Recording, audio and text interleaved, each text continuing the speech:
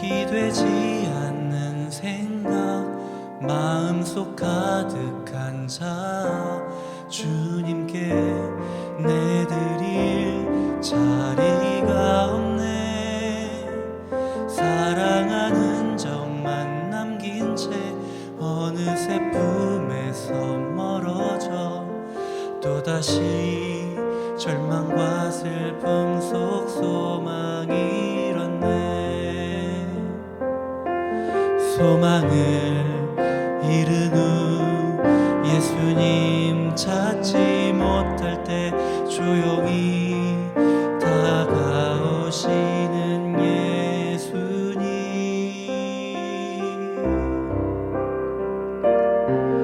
괜찮아 그래도 너를 사랑해. 지금이라도 내게 돌이킨 너를 위로해.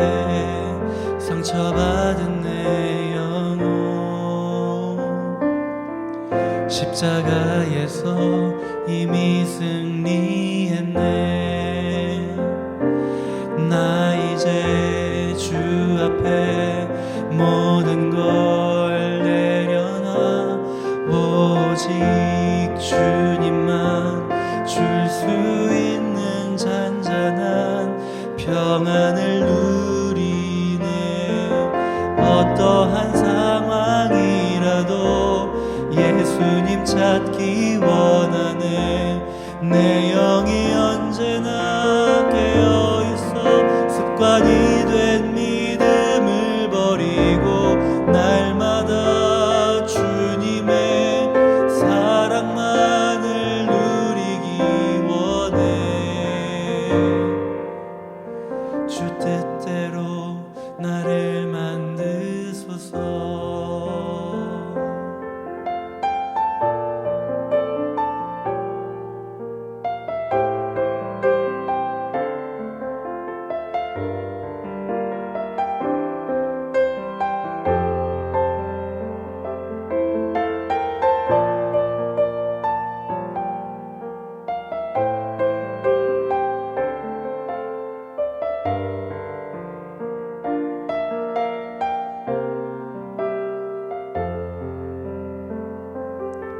소망을 잃은 후 예수님 찾지 못할 때 조용히 다가오시는 예수님.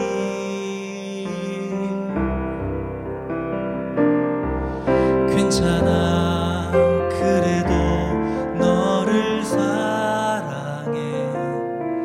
지금이라도 내게 돌이킨 너를 위로해. 상처받은 내 영혼 십자가에서 이미 승리했네. 나 이제 주 앞에 모든 걸 내려놔. 오직 주님만 줄 수 있는 잔잔한 평안을 누리네. 어떠한 상황이라도 예수님 찾기 원하네. 내 영이 언제나 깨어있어. 습관이 된 믿음을 버리고 날마다 주님의 사랑만을 누리기 원해. 주 뜻대로 나를 만드소서.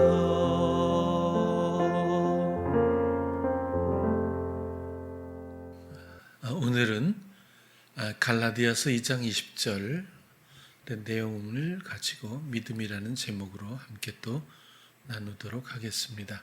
읽겠습니다. 내가 그리스도와 함께 십자가에 못 박혔나니 그런즉 이제는 내가 산 것이 아니요 오직 내 안에 그리스도께서 사신 것이라. 이제 내가 육체 가운데 사는 것은 나를 사랑하사 나를 위하여 자기 몸을 버리신 하나님의 아들을 믿는 믿음 안에서 사는 것이라.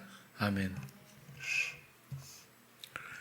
성경에는 우리가 아는 바와 같이 상반된 두 가지 개념을 많이 표현해 주고 있습니다.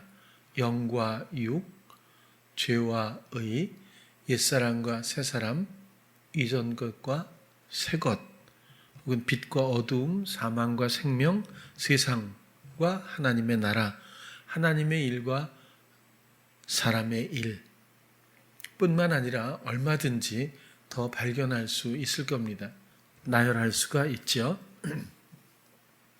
이렇게 극단적으로 상반된 개념들이 표현되고 있는데 영은 무엇이고 육은 또 무엇일까?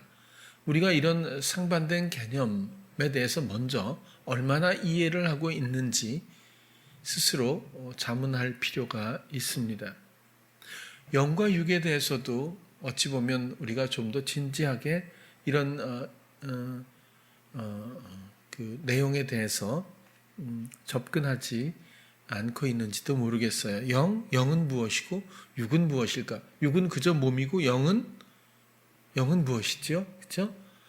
쉽게 어찌 보면 설명하지 못할 수도 있다는 거죠. 이 두 가지 상반된 개념에 대해서 우리가 명확히 알아야 합니다. 우리가 아는 것이 아니라 우리 안에 예수 그리스도께서 우리에게 알게 하시죠. 모든 것들을 경험한 것처럼 우리 마음 안에선 충분히 우리를 이해하게 하는 그리스도의 알미 있습니다.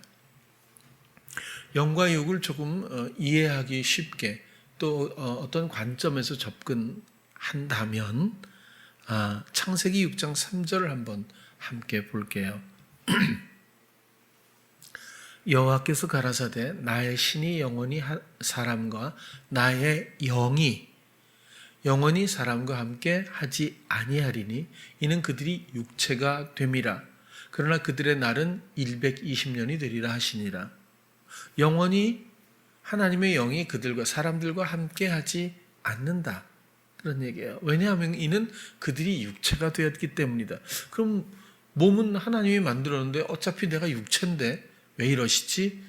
이렇게 생각하면 아직 진지하게 접근을 안 한 상태일 수 있다는 겁니다. 여기서 육신, 육체라고 하는 이 단어, 바사르라고 하는 단어는요, 인류 혹은 중요한 의미가 자아입니다.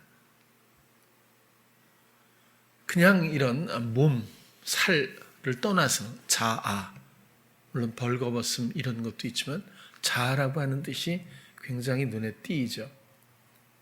다시 말해서 사람들이 자기가 원하는 것을 추구하는 에덴에서 하나님이 그 이전 사람을 창조하실 때 생기를 코에 불어 넣으셨다고 해요. 그 생기는 정확하게 다른 뜻은 영감입니다. 그 영감은 하나님과의 교감을 통해서 영이신 하나님의 보호와 인도를 받고 다스림을 받으며 그 사랑의 헌신 가운데 교감으로 살아가야 마땅한 사람이 그것을 버리고 오히려 그것을 잘라버리고 그리고 자기 자신의 성향적 삶으로 주장 경영의 삶으로 그는 선택하고 빠져들어가고 말았습니다. 그것이 죄와 사망의 근원이고 또 정의이기도 합니다. 그래서 하나님이 이젠 나의 영이 사람과 함께하지 않는다. 왜냐하면 그들이 육체, 자아적 삶을 선택했기 때문이다. 결국 그렇게 우리가 이해하고 설명할 수가 있다는 뜻입니다. 그렇다면 영과 육의 차이, 관점에 따라 물론 설명이 다르겠지만 이것을 어떻게 해야 할까요? 어떤 사람은 성령의 은사를 받았다고 해서 영적이라고 생각하는 사람들이 있습니다. 물론 그 장면, 그 체험은 영적인 것입니다. 그러나 우리가 지금 이야기하고 있는 영적이라고 하는 것은 에덴에서 시작된 죄와 사망의 이 고리를 끊어버리고 이 삶을 이젠 청산하고 그리스도의 사시는 삶으로 우리가 온전히 전환, 다시 선택. 이전에 나의 마음에 원하던 것을 주장하던 것을 이제는 잘라버리고 떠나서 그리스도의 사시는 모든 주장하심을 다시 우리가 기쁘게 받아들였을 때 영이신 하나님의 삶이 다시 우리에게 시작되고, 이제 육체인 사람에게는 하나님의 영이 다시 간섭할 일이 없어지고 말았습니다. 그리스도로 말미암아 이제는 어느 누구라도 새롭고 살 길이죠. 사실은 산길, 살 길, 길을 트신 그리스도로 말미암아 마음에서 하나님을 만나고 이제는 이 영적인 회복이 가능하게 되었습니다. 그래서 영과 육의 정확한 어떤 구별은 어떤 관점에서 본다면 이것은 다스림의 문제라는 겁니다. 주장의 문제라는 겁니다. 자아가 사는 삶, 성향적 삶이냐, 이것은 육체입니다. 아니면 그리스도로 말미암는 삶이냐, 성령에 이끌리는 그리스도가 사시는 삶을 내가 순종으로 살고 있는가, 이것은 영적인 것입니다. 그렇게 정리하는 것에 대해서 이해하실 줄로 믿고, 뿐만 아니라 죄와 의도 마찬가지죠. 세상에 의인은 없습니다. 사람은 의인이 없습니다. 단지 그리스도가 사시는 모든 삶, 그리스도의 주장을 우리가 순종으로 받아들였을 때에 그를 의롭다 여기는 것입니다. 우리는 그렇게 의를 또 이해하죠. 이 그리스도로 말미암는 모든 것들이 끊어져 있는 상태, 나의 주장적 삶, 나의 성향적 삶, 자아의 삶이 곧 죄입니다. 하나님의 의도에서 전부 빗나갈 수밖에 없는, 단 한 번도 우연히도 맞출 수 없는, 일치될 수 없는 죄의 삶이 되겠습니다. 결국 이런 것도 성향적 삶과 그리스도로 말미암는, 그리스도가 사시는 삶이라고 하는 이런 설명이 가능하고요. 옛사람과 새사람도 마찬가지죠. 자아적 삶이냐, 그리스도의 인도하시는 주장하시는 삶이냐, 결국 그 차이를 설명하는 거고요. 이전 것과 새 것도 보라, 감탄사라고 했잖아요. 보라, 새 것이 되었도다. 그리스도께서 이루신, 나를 향해 이루신 그 생명이 바로 이런 것입니다. 이전 것이 조금이라도 섞여 들어가는 것이 아니라 완벽하게 새 것이 되어야 하는 겁니다. 이것은 나의 의지나 열정이나 노력으로 된 것이 아니라 하나님의 사랑이 그리스도를 세상에 내어줌으로, 그 그리스도가 내 안에 오셔서 직접 사심으로 이루어지는 겁니다. 2000년 전에 십자가에 달려 돌아가심으로 이루어지는 것이 아니라 그 예수 그리스도가, 그 그리스도의 영이 내 안에 오셔서 이젠 내 자아의 삶을 내려놓고 그분의 사시는, 그분의 생각, 그분의 마음, 그분의 암, 그분의 지혜, 그분의 예비하심, 그분의 인도하심, 그분의 보호하심, 그분의 이기게 하심, 그분의 피하게 하심, 뭐든지 그분이 원하시는 뜻대로 우리가 순종할 때마다 그분이 나를 통해서 사시는 삶이 성립될 때에 그런 뜻입니다.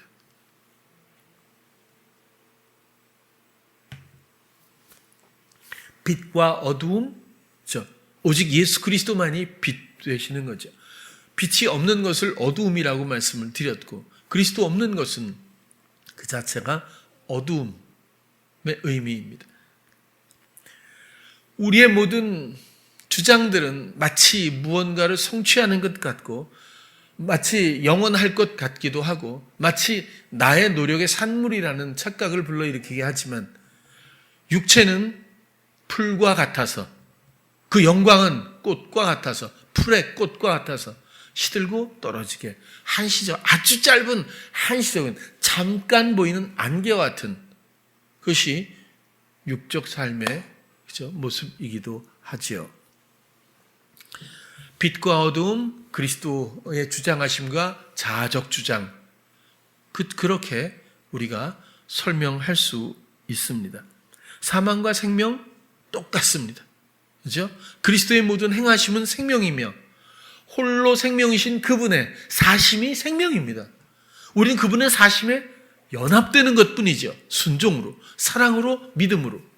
우리가 주장하는 삶이 조금이라도 남아있다면 이것은 잘못된 것입니다. 세상과 하나님의 나라 통치의 문제입니다. 사람의 일, 하나님의 일. 예수님이 그러잖아요. 내가 고난받고 죽임을 당하고 다시 제3일 만에 살아날 것을, 그죠? 베드로에게 얘기했을 때 그리 마옵소서, 이 일이 결코 주에게 미치지 아니하리다. 이런 이야기를 베드로가 해요. 그때 하신 말씀이에요. 사탄아, 내 뒤로 물러가라. 내가 하나님의 일을 생각지 아니하고 사람의 일을 생각하는도다. 모든 것들은 성향적 삶의 이 성향에서부터, 성향적 삶이라는 것은 성향으로부터 솟아나는 아주 빠른, 늘 새치기 하는, 먼저 나서는 이 생각으로부터 모든 것들이 펼쳐지게 되어 있습니다. 원리가 그렇죠. 그래서 예수님이 돌아가시면 어떻게 할 거예요? 슬퍼서 지금 베드로가 그런 얘기한 거 아니잖아요. 마음 아파서 그런 게 아니잖아요. 자기의 모든 마음에 원하는 것이 무너지기 때문 아닐까요? 그런 성향적 자기 주장의 삶에서 튀어나오는 빠른 자기 생각이 있습니다. 그것을 말했을 때 사단아, 결국 뭐예요? 이 모든 연출은 언제나 누구에게나 사단이라는 뜻입니다. 그리고는 사람의 일을 도모하게 될 수밖에 없다는 거죠. 성향적 삶은 사람의 일을 생각할 수밖에 없고 추구할 수밖에 없으며 사단의 연출에서 벗어날 방법은 어느 사람도 없습니다. 하나님은 그것을 긍휼히 여기셨다고 보는 거죠. 성경에서 표현하고 있는 이 상반된 영역을 우리는 반드시 통과해야 합니다. 다시 말해서 통과라는 말은 좀 그렇고 건너가야 합니다. 복음에서 건너간다고 하는 것은 굉장히 중요한 또 의미가 있죠. 애굽이라고 하는 세상에서 약속의 땅을 향해서 홍해를 건너갑니다. 그때는 수에즈 운하도 없었는데 땅으로 가지 않고 바다를 향해서 건너갑니다. 이게 왜 그러죠? 굉장히 중요한 의미가 있기 때문인 겁니다. 건너가야 합니다. 이 노예의 삶에서부터 사단이 묶어버린 이 성향적 삶, 노예의 삶에서부터 우리는 하나님의 약속의 땅을 향해서 건너가야 하는 겁니다. 반드시 건너가야 해요. 우회할 수 없습니다.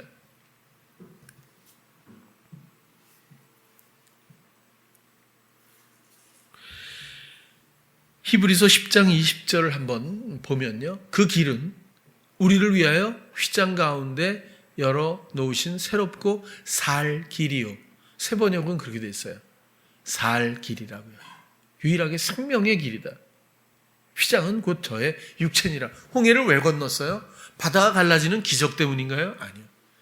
그리스도의 몸을 찢는 살길, 생명의 길을 여신 그리스도의 희생으로 하나님께 생명으로 나아가는 하나님의 영이 다스림이 이미 단절되어 있는 그 시기에 하나님이 간섭도 해보지 않은 430년이 있고 난 후에 그들을 구출해서 홍해를 가르는 것은 그리스도의 몸을 찢는 것과 똑같죠. 그리고 나가는 방향이 어디입니까? 지성소, 말씀이신 하나님의 다스림 앞으로 백성이 되기 위해서 나가는 거예요. 하나님이 바로에게 보내라고 할 때 내 백성을 보내라고 하는 겁니다. 하나님을 경배하기 위해서.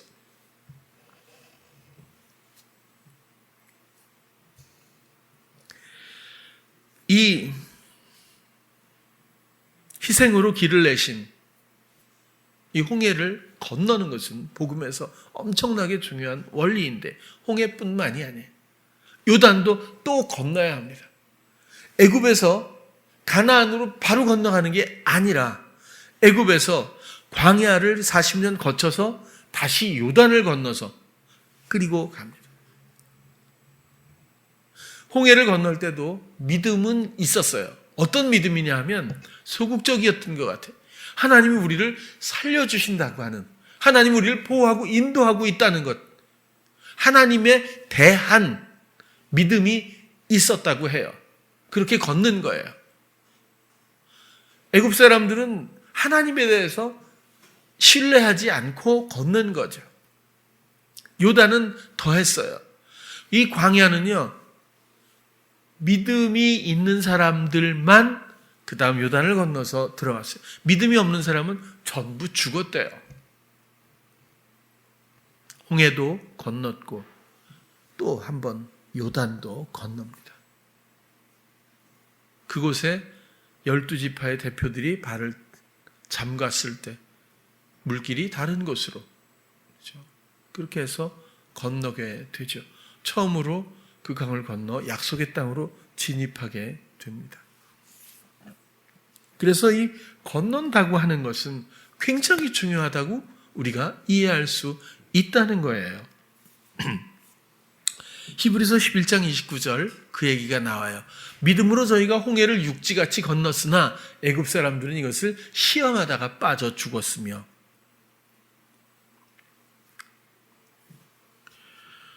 여러분, 홍해를 건널 때 최소한 두 가지 의미를 우리는 배웠습니다. 첫 번째로는 그리스도께서 희생하지 않았으면, 바다가 갈라지지 않았으면 그들은 거기서 전부 죽었을 겁니다.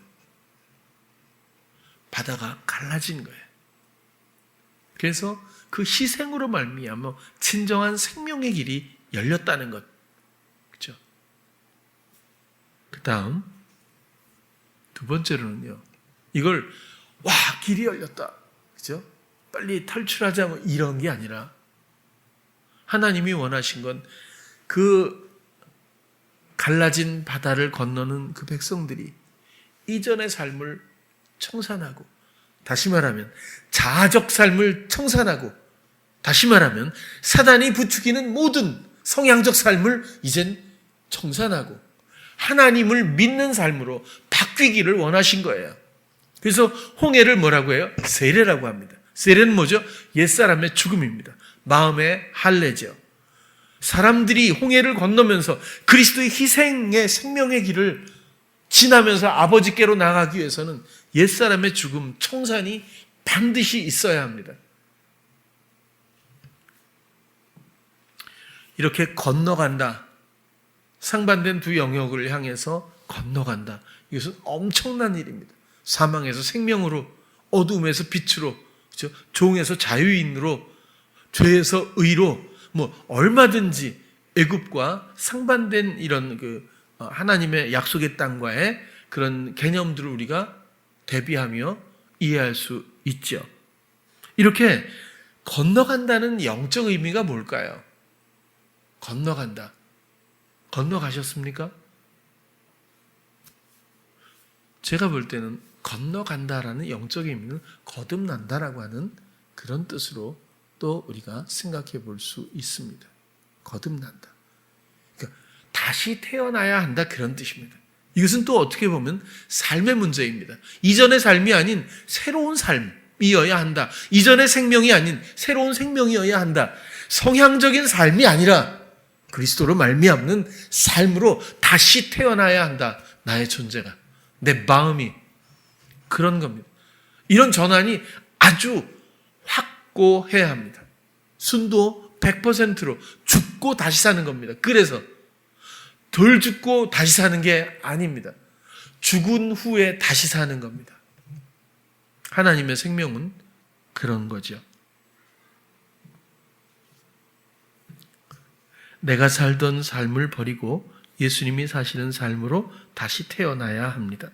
성향적 삶을 분별하고 오직 그리스도의 뜻만이 주장되어야 합니다. 그러나 이 분별에는 언제나 예외 없이 시험과 해방이 도사리고 있어서 많은 사람들이 쉽게 분별하거나 이해하지 못할 때가 많다고 봐요. 그래서 이런 것도 오늘 조금 말씀을 드려볼게요. 뭐 이렇게 좀 어떤 설명보다는 예화가 이해가 빠르잖아요. 그래서 미안하지만 우민이 얘기를 또 좀 해야 될 것 같아요. 요즘에 만나는 사람도 저도 별로 없다 보니까.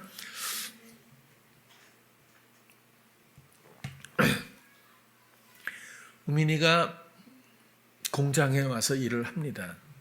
많이 달라졌죠. 정말 많이 달라졌어요.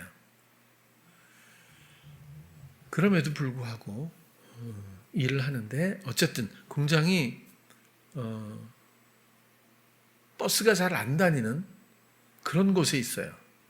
서희가 크게 덕거리잖아요. 의젓하지 않으면 못 들어오는 겁니다. 남의 지섭이차라든지 보람이차라든지. 그러니까 버스가 얼마 만에 오는지 저도 잘 모르겠어요. 그런 골짜기에 들어가 있는데 제가 카드를 줬어요. 택시 타고 와. 집이 송파거든요. 택시 타고 와. 왜냐하면 거기서 일하는 직원들이 들어올 방법이 없으니까 대부분 다 택시를 타고 와요. 아침에. 그래서 다 카드를 나눠주고 택시를 타고 들어오게 하고 있으니까 전혀 이상한 게 아니죠. 공장이 그런 데가 있는 게 잘못이니까 뭐 택시 타고 들어와. 이건 전혀 이상한 게 아니에요. 특별 대우가 아니라는 뜻입니다. 단 한 번도 그 카드를 사용해 본 적이 없어요. 그리고 이상하다 그랬더니 전화를 했어요. 그랬더니 나중에 퇴근할 때인데 어디냐 했더니 버스 기다리고 있어요. 보니까 계속 버스를 타고 다닌 거예요.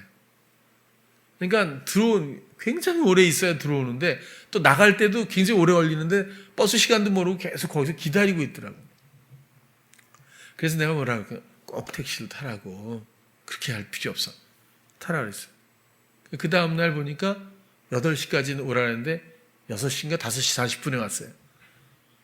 어떻게 된 거야 했더니 너무 마음이 좀 힘들었는데 주님한테 막 이렇게 말을 했더니 그 올림픽 공원역까지는 2정거장이니까 거기까지 가고 그러니까 조금이라도 가까이 가고 거기서 택시를 타고 가자는 그런 생각을 주시는 것 같아서 말씀하시는 것 같아서 그렇게 해봤더니 오늘 기뻐서 나왔대요. 그래서 일찍 온 거예요. 엄청나게. 그래서 딱 왔는데 마음이 편안해졌대. 그리고는 그 택시도 준 카드가 아니라 자기 돈을 내고 또 온 거예요. 그래서 제가 이야기를 해줬어요. 뭐라고 그랬냐면 김해에 진해가 아마 아무튼 남해에 있는 그 바닷가잖아요. 굉장히 먼 곳이죠. 거기서 순박한 청년이 서울에 와서 이 요식업 식당 같은 데서 일하면서 굉장히 열심히 하면서 욕도 많이 먹고 그렇죠. 막 이렇게 했다 그랬잖아요. 삶이. 그러면서 한정된 돈을 받기 때문에 굉장히 전략을 하면서 살았던 것 같아요. 검소하게. 택시도 타지 않고 웬만하면 걷든지. 초창기 우리 공장 오기 전에 얼마 전에 오기 전에 몇 번 커피숍에서 만났는데 어디까지 태워줄 거야? 괜찮아? 그래서 왜? 걸어가면 됩니다. 이러더라고요. 거기까지 어떻게 걸어가니? 항상 걷는다는 거예요. 그러니까 전략하는 게 몸에 밴 거죠. 그러니까 전략하지 않는 것에 오히려 익숙하지 않은 거예요. 그러니까 공장까지 오는데 성향이 되어버린 전략이라고 하는 개념이 그의 마음을 붙들어 버리는 거예요. 그러니까 거기서부터 솟아나는 생각이 있겠죠. 당연히 이게 합당하다고 생각하고 이게 옳아 보이는 거예요. 이 생각이. 그러니까 버스를 타고 들어가야 되겠다라는 결론으로 이끌려가는 거죠. 택시를 탄다고 누구도 뭐라고 안 그럴 텐데 끝내 그걸 못하는 거예요. 그리고 순박한 마음이기 때문에 이렇게 베푸는 것에 대해서 굉장히 부끄러워하고 민망한 거죠. 그러니까 자기 돈을 쓰고 결국 이 회사 카드를 쓰질 못하는 거예요. 그래서 그랬거든요. 무엇을 타고 들어오는 게 중요한 게 아니라 네가 서울에 올라와서 그토록 정말 어려운 생활을 하면서 지금도 고시원에 있거든요. 그러니까 그렇게 전략을 하면서 살고 왜? 그래야 성공하니까 막 택시 타고 이렇게 펑펑은 아니지만 이렇게 하면 언제 돈을 모으겠어요? 돈을 모아야 또 그 다음 단계를 또 뭘 하고 할 수 있고 또 할 수 있잖아요. 타지에 와서 정말 허드렛 일부터 시작한 이 청년의 마음에는 이미 형성되어 버린 성향이 있었던 거겠죠. 거기서부터 나오는 생각을 따르지 말라고 그랬어요. 분별해 달라고 그랬어요. 택시를 타느냐 안 타느냐, 버스를 그러니까 예수님을 하면 절대 버스 타는 게 아니야. 이런 얘기가 아니잖아요. 그게 아니라 왜 성향적 생각이 이미 자리를 다 잡고 난 다음에 주님한테 물으니까 이 성향적 생각들이 옳소 하는 대로 그들이 부담감을 안 주는 쪽으로 또 주님의 생각이라고 여기고 또 실제로 주님이 그렇게 응답하셨을 수도 있어요. 사실은 그의 영혼을 위해서. 근데 어쨌거나 그래야 자기 마음이 편안해지는 거거든요. 워낙 이렇게 붙들려 있는 삶이다 보니까 주님이 그냥 처음부터 택시 타 이렇게 하는 소리를 들을 귀를 열지 못했을 수도 있다는 거예요. 성향으로 이끌리는 삶이 결국 다른 말로는, 다른 표현은 노예의 삶입니다. 다른 것들은 감각할 수도 없고 여지가 없을 수 있는 거죠. 그래서 지금은 모닝을 한 대 샀습니다. 그래서 모닝을 타고 다니는 너무 좋아요. 너무 좋아해요. 근데 그 친구가 그런 얘기를 해요. 자기가 하고 싶었던, 열심히 해서 성공하고 싶었던 이 마음을 내려놓지 못해서 무언가 열심히 해서 성공할 만한 것을 찾다가 헬스를 택한 것 같아요. 그래서 어마어마하게 막 열심히 해가지고 빠른 시간 내에 막 몸을 만들고 대회도 나갔다고 그래요. 근데 요즘에는 이제 코로나19 때문에 아무것도 못 하잖아요. 그런데 무슨 일이 있었는지는 잘 모르겠지만 어쨌거나 자기 마음에 원하는 것을 시도하는 것이 이토록 고통스럽고 사망으로 끌려간다는 것을 처절하게 느꼈다는, 경험했다는 거예요. 그러면서 한 말이 있어요. 99%도 안 됩니다. 100%가 아니면 안 됩니다. 그러더라고요. 예수님에 대한 마음을 100%가 아니면 안 된다는 거예요. 많이 들었죠? 그렇죠? 짧은 시간 안에 상당히 많이 접근한 거예요. 쉽게 말하면 어려운 일이 아닙니다. 어려워서 못 가는 길이 아닙니다. 오늘 설명드린 이 두 가지 극단적인 영역을 관통하는 개념이 하나 있어요. 믿음입니다. 오늘 제목처럼. 믿음은 하나님을 믿고 예수님을 믿는 거예요. 근데 우리는 신앙생활을 하면서 이상하게 상황에 대한 호전이라고 제가 그랬잖아요. 상황에 관한 어떤 것을 자꾸 믿음하고 결합시키려고 그러는 것 같아요. 이 병이 나을 줄로 믿습니다. 이 문제가 해결될 줄로 믿습니다. 라고 믿음을 그런 쪽에서 우리가 자꾸 배웠던 것 같아요. 그럼 믿음은 그런 게 아니에요. 믿음은 그런 게 아니에요. 하나님을 믿는 거고 예수 그리스도를 믿는 겁니다. 하나님을 믿고 보내신 자를 믿는 것. 그러면 하나님을 믿고 예수님을 믿죠.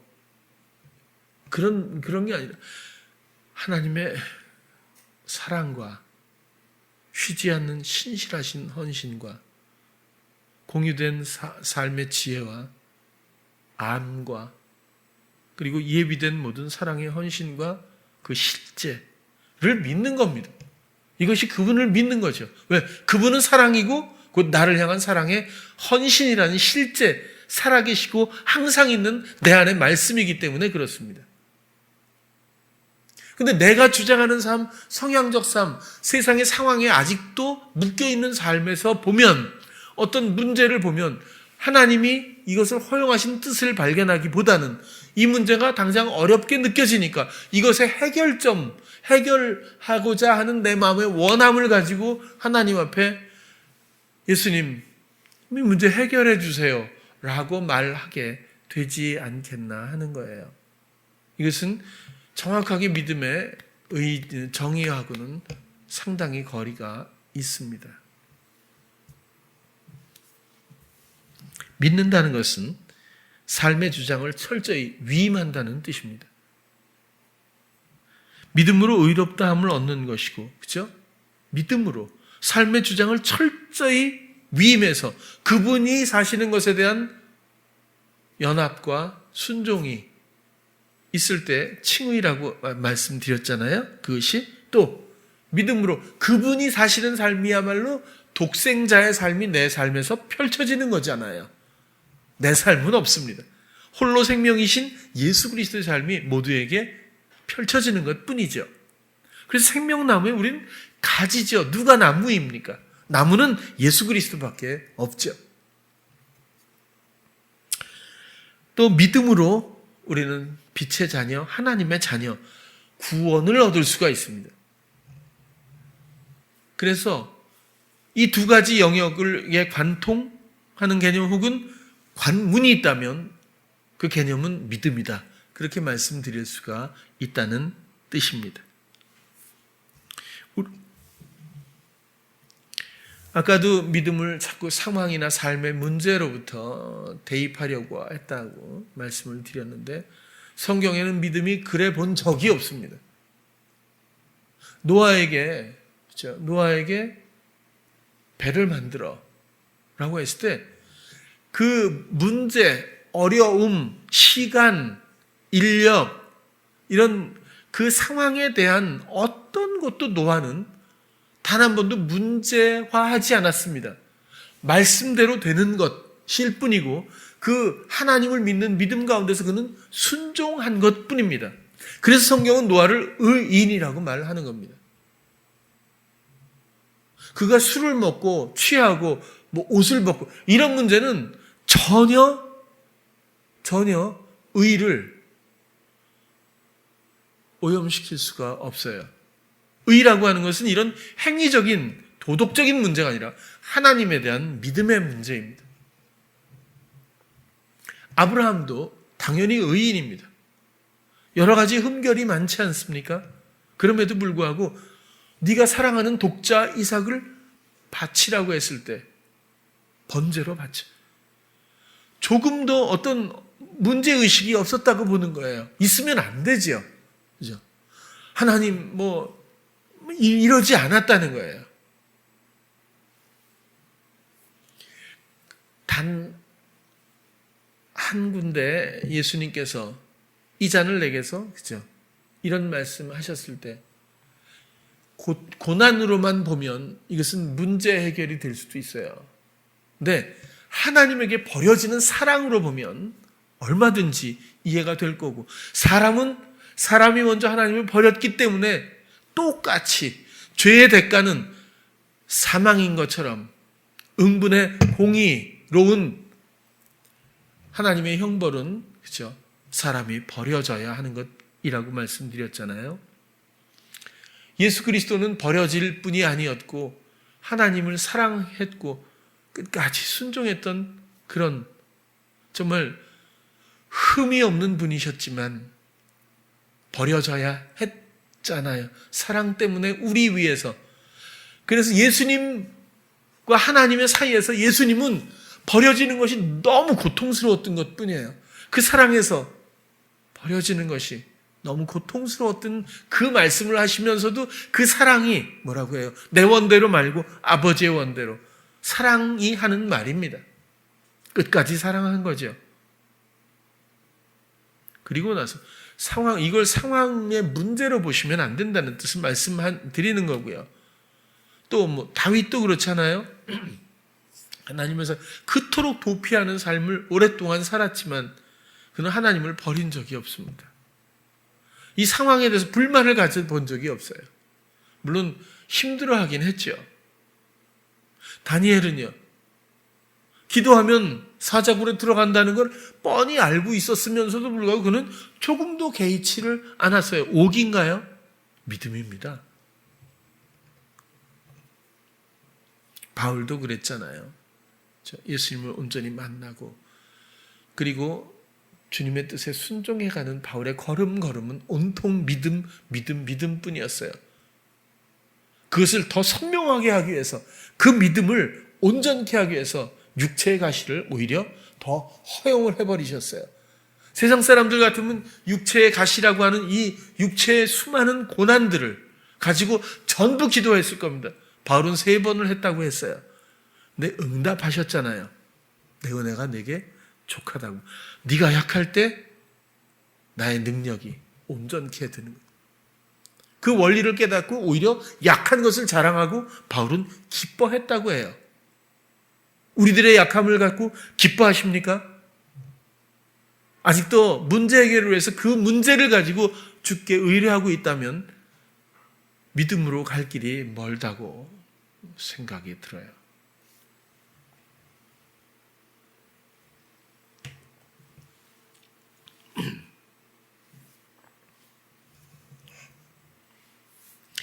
하나님이 세상을 창조하시고 모든 만물을 다스린다는 것에 모든 성도들은 아마 의의가 없을 겁니다.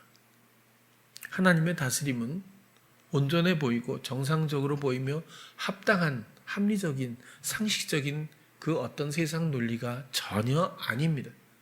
우리의 짐작을 뛰어넘는 그분의 한 수 한 수의 다스림은 감히 상상할 수도 없으며 언젠간 이해할 수는 있겠지만 우리의 짐작을 늘 뛰어넘고 우리의 바람을 훨씬 초과합니다. 그래서 내 생각을 실행하는 것만큼 어리석고 손해가 없다는 뜻이에요. 그것을 관철하려고 하는 것처럼 무지한 그런 영혼이 없다는 거예요. 하나님이 하시도록 그것이 나를 향한 사랑의 최선입니다.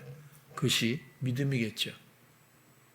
하나님에 대해서 그 정도의 신뢰도 갖지 못했다면 만나지 못한 사람일 것 같아요. 만나서도 그렇다면 상당히 뭔가 미루고 있는 사람이겠죠.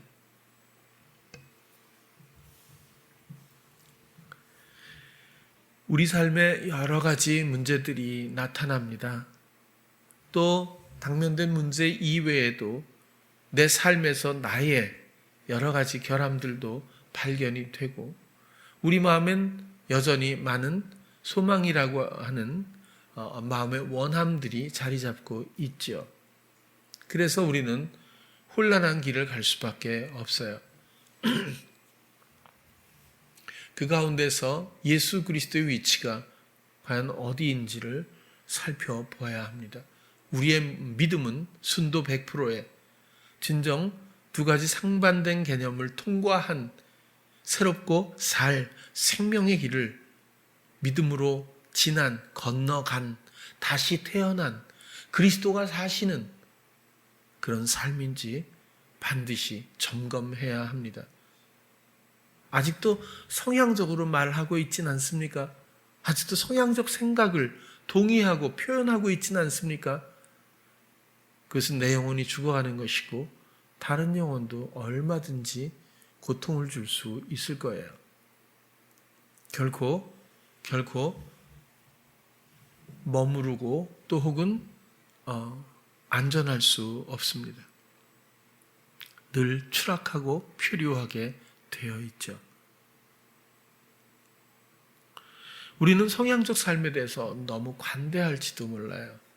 또 아직도 그것이 나라고 생각할지도 몰라요. 아니면 이런 것들을 이렇게 분별을 해볼 생각조차 못할지도 모릅니다. 그러나 분명한 것은 이전의 삶을 청산해야 합니다. 다시 말하면 실용적으로 말씀을 드리면 성향적 삶, 나의 자아적 삶을 반드시 끝을 내야 합니다. 순도 100%. 이제는 그리스도께서 사시는 삶이어야 해요.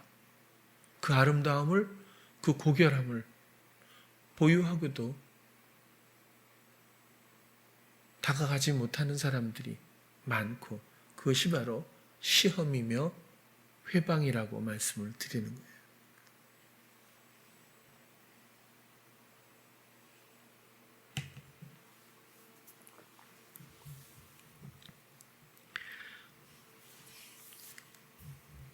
에덴에서 생기, 곧 영감을 주셨지만 사람은 스스로의 주장을 선택했고 하나님을 버렸죠.